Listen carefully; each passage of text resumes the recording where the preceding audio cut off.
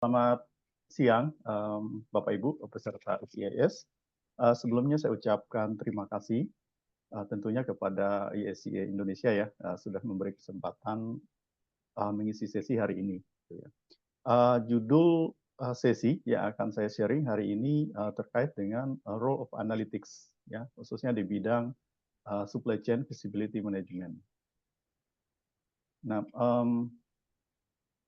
sebelum kita mulai, saya izinkan untuk memperkenalkan diri. Nama saya Altakdir Badari. Berapa experience saya khususnya di bidang supply chain management ini terbanyak itu di bidang ERP, khususnya di SAP. Itu dari konsultan, dari financial, logistik, kemudian sebagai solution architect. Okay. Industrinya ini saya tidak mention satu persatu, tapi cukup dominan misalnya di manufacture, kemudian di oil and gas, dan di Indonesia ada beberapa yang pernah saya ikuti waktu itu, antara lain PT POS, kemudian ada Pertamina juga, ada sawit, dan beberapa perusahaan batu bara. Ini di 2017-2019 saya terlibat di bidang implementasi untuk sistem big data di Indonesia. Ini ada dua kementerian. Dan terakhir ini saya mendirikan sebuah startup di bidang social innovation dan digital innovation untuk membantu UMKM dan desa wisata di Indonesia.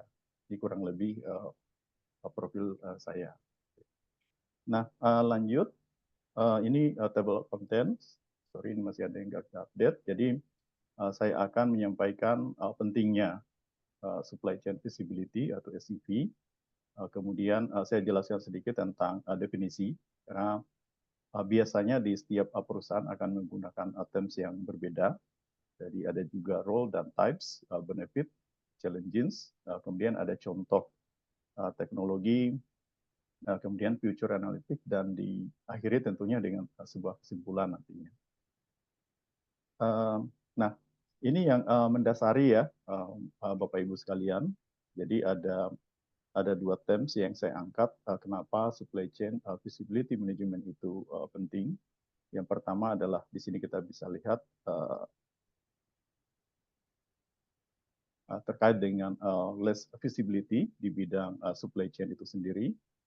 Kemudian masalah kedua yang paling dominan adalah information gitu ya. Jadi ketidakakurasi informasi biasanya yang tersedia. Nah, kemudian di sisi sebelah kanan ini kita lihat tentunya banyak keunggulannya atau manfaat atau pentingnya SCV itu sendiri. Gitu ya. Yang pertama adalah untuk operation efisiensi. Jadi dengan real time insight ini kita akan membantu sisi efisiensi dari personal di perusahaan kita. Kedua, tentunya kalau sudah efisiensi, ini bisa mereduce atau meminimize cost tentunya, juga untuk mengimprove customer satisfaction. Ya.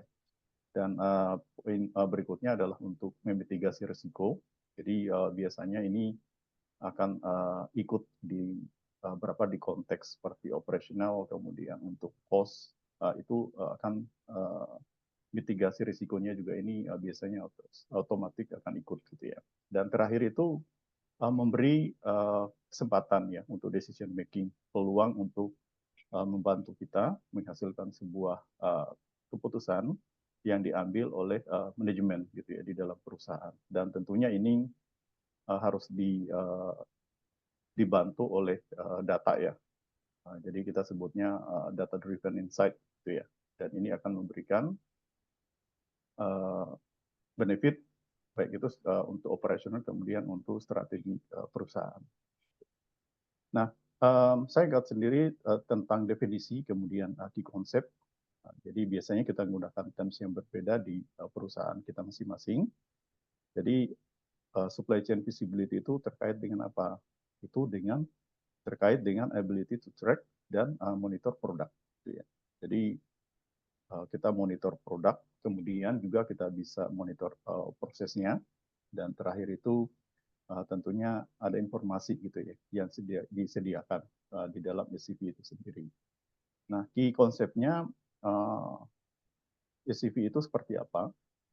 Ini ada beberapa konsep yang saya bawakan. Yang pertama adalah real time insight. Gitu ya.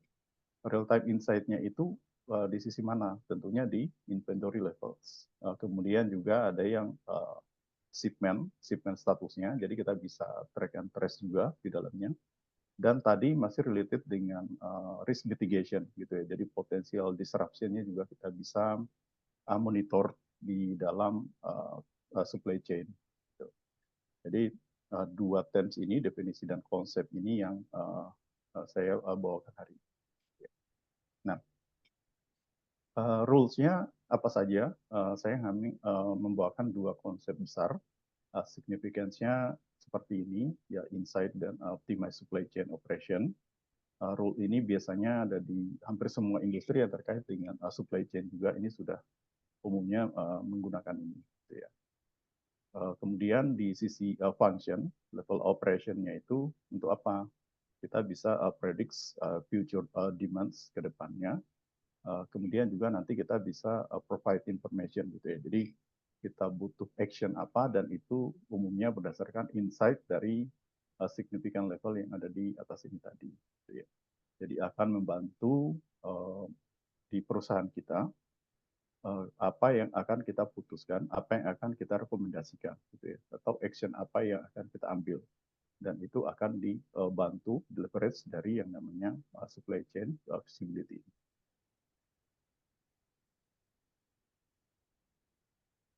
Di sini saya bagi menjadi 4 types of analytics. Ini biasanya sudah sangat umum di rata-rata di perusahaan itu sudah menggunakan.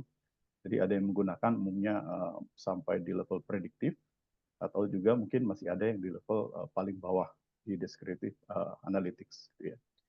Nah, types of analytics yang pertama, descriptive analytics, ini umumnya men-summarize, jadi historical data. Jadi umumnya kita membangun data mining di pada tahap satu ini atau pada tipe satu ini. Gitu ya. Jadi historical transaction dari perusahaan kita dari tadi misalnya level of inventory-nya, kemudian di shipment-nya itu biasanya kita pooling di data mining. Gitu ya. Jadi historical transaction untuk berapa bulan terakhir, berapa tahun di belakang, itu kita simpan. Kemudian di type of yang kedua, type of analytics, itu ada diagnostic. Gitu ya. Setelah kita punya data mining, umumnya kita harus melakukan analisis. Gitu ya. Kita bisa identify root cause kalau ada isu-isu di dalam proses supply chain kita.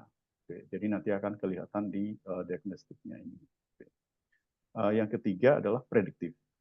Prediktif ini, jadi kita punya data, historical data, kita tahu permasalahannya, kemudian kita bisa menyusun forecast untuk future trends itu ke depannya seperti apa, dan itu melalui predictive analytics ini.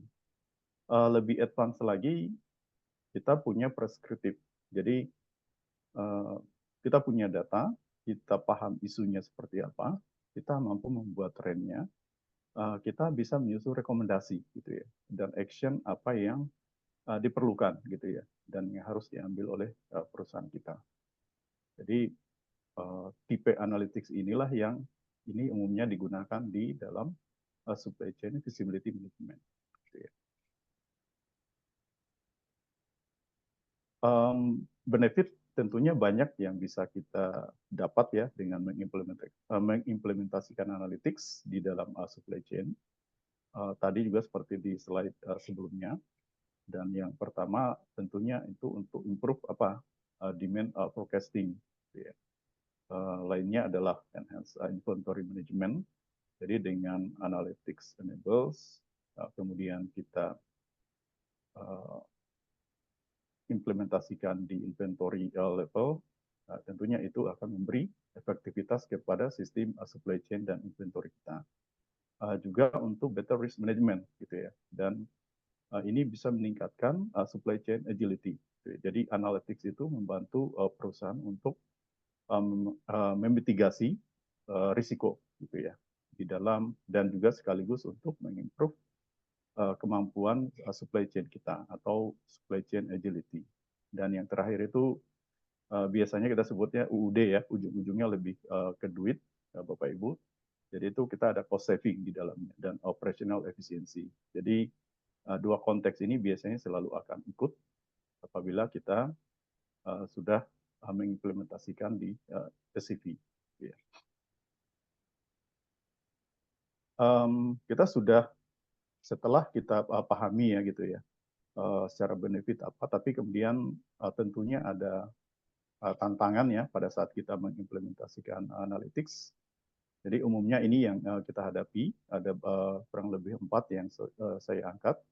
Yang pertama adalah data quality. Jadi biasanya ini kita hadapi ya, masalah inkonsistensi, kemudian incomplete data, akurasi, dan ini rata-rata based on experience pada saat melakukan implementasi ERP misalnya, ini yang paling awal kita temui gitu ya. Jadi masalah data. Kemudian yang kedua adalah integrasi. Gitu ya. Kita masih menemukan biasanya sebuah sistem itu datanya masih silos, masih terpisah-pisah gitu ya. Kita punya sistem yang sangat banyak di dalam perusahaan. Juga sisi technical expertise. Jadi biasanya kita hanya memiliki fungsi atau unit atau sebuah organisasi yang berisikan orang-orang yang lebih kepada analisis dan fungsional, sedangkan sisi teknikal umumnya itu jarang. Gitu ya. Juga masalah training needs, ini juga sangat umum ya. Itu kita dialami di perusahaan. Juga ada yang lebih ke resistance untuk change di organisasi. Gitu ya. Jadi biasanya kita implementasikan sebuah sistem termasuk analytics itu umumnya banyak barriers di sini. Gitu ya. Jadi untuk adopsi teknologi baru umumnya biasanya kita resisten dulu gitu. Kita biasanya akan bilang bahwa kerjaan kita banyak ditambah dengan ada sistem baru, kemudian itu umumnya ini ya tentunya akan memberi barriers gitu ya di dalam organisasi khususnya dari sisi culture atau environment. So, terakhir adalah ini untuk security dan data privacy, dan ini umumnya kita paham ya, rata-rata data protection, compliance, dan cyber security itu jadi isu penting sekarang. Di sisi yang tiga ini lebih kepada internal perusahaan, sedangkan security dan privacy ini umumnya threat atau ancaman dari luar biasanya. Dan itu umumnya rata-rata perusahaan mungkin tidak terlalu konsen terhadap isu ini. Padahal ini sangat penting. Nah, ini sebagai contoh, Amazon itu sudah menggunakan dan sudah sukses ya, bisa dibilang sangat sukses. Mereka menggunakan analytics, khususnya di supply chain visibility. Gitu ya. Dan mereka itu bisa menekan cost, kemudian menambah efisiensi, juga mengangkat atau menambah customer satisfaction. Gitu ya. Jadi rata-rata pembeli di Amazon itu sangat puas atau sangat happy ya, gitu ya, based on analytics yang mereka gunakan. Juga tentunya ini delivery times dan itu customer experience. Ini hasil dari analytics implement di Amazon. Mungkin secara konfigurasi, secara arsitektur seperti ini. Jadi, tapi saya tidak akan menjelaskan detail apa yang ada di dalam arsitektur machine learning yang digunakan oleh Amazon. Ya.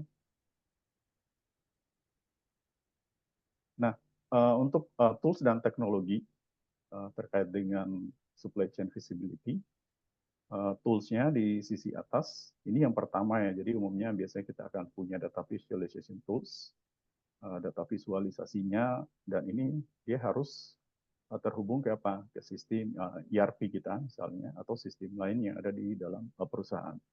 Dan ini akan disajikan melalui data visualization tools. Gitu ya. Layer berikutnya adalah umumnya kita menggunakan artificial intelligence, AI, atau machine learning algoritma di dalamnya. Atau mungkin ini yang paling basic, kita punya supply chain management software, gitu ya. Jadi ini umum, mulai dari purchasing-nya, kemudian sampai di invoice, kemudian track and trace-nya dibantu oleh sistem lain mungkin, kemudian teknologinya di bawah, ini juga bisa dikombinasikan dengan IoT, gitu ya, untuk real-time tracking. Gitu ya.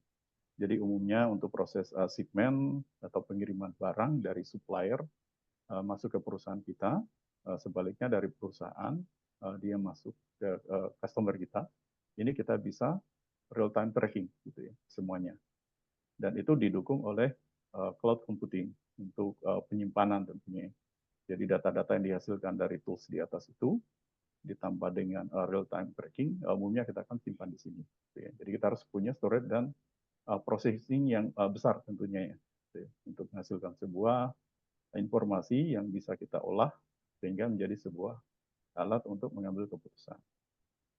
Nah, terus caranya seperti apa kalau kita ingin implementasi analytics di supply chain-nya?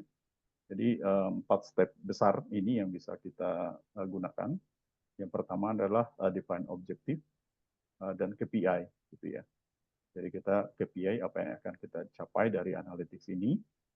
Kemudian nanti hal-hal juga apa yang mungkin menjadi secondary atau prioritas berikutnya gitu ya, pada saat kita implementasikan analytics. Nah, berikutnya adalah kita collect dan menghubungkan antar sistem sehingga datanya juga nanti akan terhubung ke sistem yang lain, antara satu sistem ke sistem yang lain. Gitu ya. Jadi misalnya ERP ke IoT, ya, kemudian kita punya artificial intelligence atau analytics engine, itu kita hubungkannya pada step kedua. Dan itu di step ketiga, ini sudah proses di result atau output. Gitu ya. Kita sudah punya data analisis, kemudian kita bisa apply untuk insight. Gitu ya. Jadi keluaran datanya itu seperti apa, ini kita tentukan pada step ketiga. Terakhir adalah kita sudah menggunakan atau kita implemented, dan itu kita bisa monitor. Tapi kemudian nanti proses-proses ini tentunya akan kita ukur kembali gitu ya. Kita bangun KPI-nya, kemudian kita cek lagi data analisisnya seperti apa, dan proses monitor apakah itu sudah sesuai gitu ya, atau belum. Ini juga gambaran untuk future analytics di bidang supply chain management. Ini sudah sangat umum ya di teknologi-teknologi seperti AI, IoT, machine learning, blockchain, itu sudah umumnya sudah banyak digunakan oleh perusahaan-perusahaan. Kemudian trends untuk real-time decision making. Ini sangat diperlukan, tapi tadi pesannya adalah ada challenge ya tentunya pada saat kita implementasikan supply chain visibility. Berikutnya adalah enhanced visibility itu sendiri. Jadi ini biasanya dalam bahasa sehari-harinya adalah helicopter view. Gitu ya. Umumnya manajemen ingin tahu ini pergerakan inventory gitu ya yang sudah jalan itu seperti apa, itu harus kelihatan. Berikutnya nanti adalah supply chain resilience. Ini sudah mulai juga